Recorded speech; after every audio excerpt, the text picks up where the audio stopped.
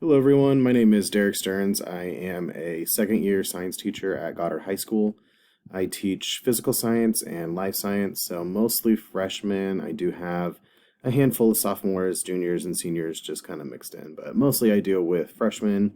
My life science course is going to be for the struggling students. Those are tested at reading or math scores that are a little bit below where they need to be for regular physical science, which is what our on level course is for freshmen. So, like I said, it's my second year.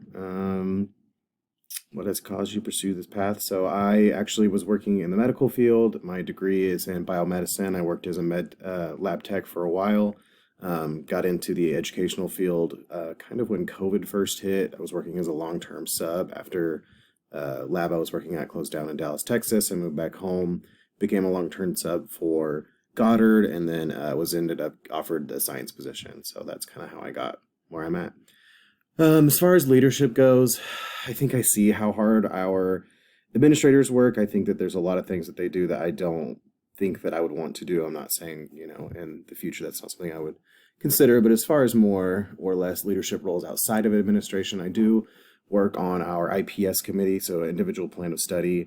This is something that the state of Kansas kind of implemented out that we're really supposed to be getting done. And basically the idea behind that is to have every student have a portfolio that they can kind of keep track of what they want to do after school, and that can follow them into college or whatever they decide to do after school. So kind of like a secondary planning type of thing. So taking on a couple of roles there. I do sort of run all of the freshman level classes. So we have what we call prides, which are groups that our students stay with their teacher all 4 years. It's sort of how they get to know each other. We do a lot of our career exploration, social emotional stuff during that time. So it's sort of I'm responsible for all of the freshman level pride groups. I do have a partner with that, but it's a little bit of an extra role that I did take on and something I do enjoy doing. So it's a little bit of the leadership that I do.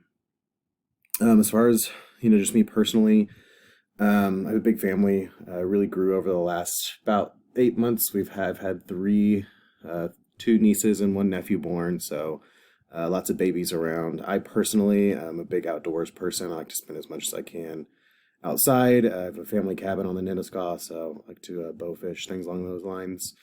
Personally, I'm big into aquariums, aquaponics. I have a small scale aquaponics system. I'm really hoping to set one up there at the high school. I just sort of started on this year. Unfortunately, our engineering person left, and she was sort of the person I'd been collaborating with. But yeah, some hobbies on the side. I like that kind of stuff. I'm a big nature guy.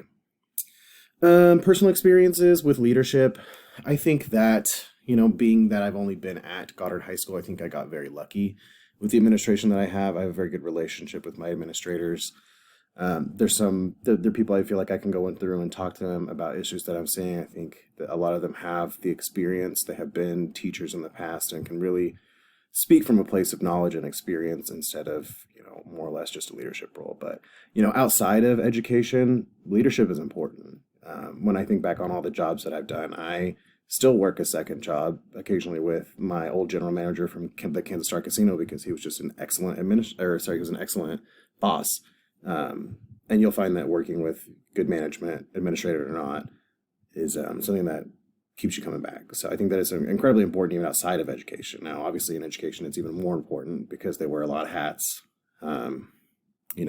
When I think about the amount of support that I get from my administrators, I know that when I send a student down, if I ever have to do that they're always going to have my back. If I have parents calling about things, they're always going to have my back. I hear about other places where that might not necessarily be true. So in my personal experience, I think I got very lucky. I actually was interviewing at a couple different places, and we have two high schools at Goddard, and I had been interviewing with the other high school, and I just got a better feeling for the administrative team here. And so I'm glad that I decided to do that. So it's a big thing. I mean, that's why I decided to work where I work, was the administrator. So yeah. Some good qualities. I think the biggest thing for me, I'm a big organizational guy. I like to have things ready. I think communication is a huge one for me. So I think that is something our administrators struggle with. I think they're wonderful. They do amazing at their job, but they're just so busy that there's a lack of communication. So major events are happening that I'm not aware of, or things that I was supposed to do during X amount of time were in an email that was, one of 40 I received that day when I'm busy trying to, be a teacher. So I think that communication is a big one, something that I could definitely see our leadership team work on. Personability. I think that I have met some administrators that that think they're a little bit higher than, what their staff is. And I don't feel that way with our administrators. They feel very down to earth and people that I can talk to.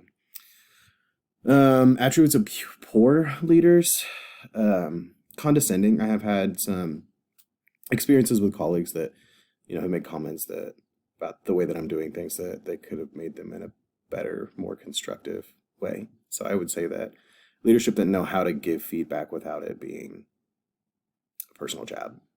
So those are a couple of things. Looking forward to this class and hoping to learn a lot.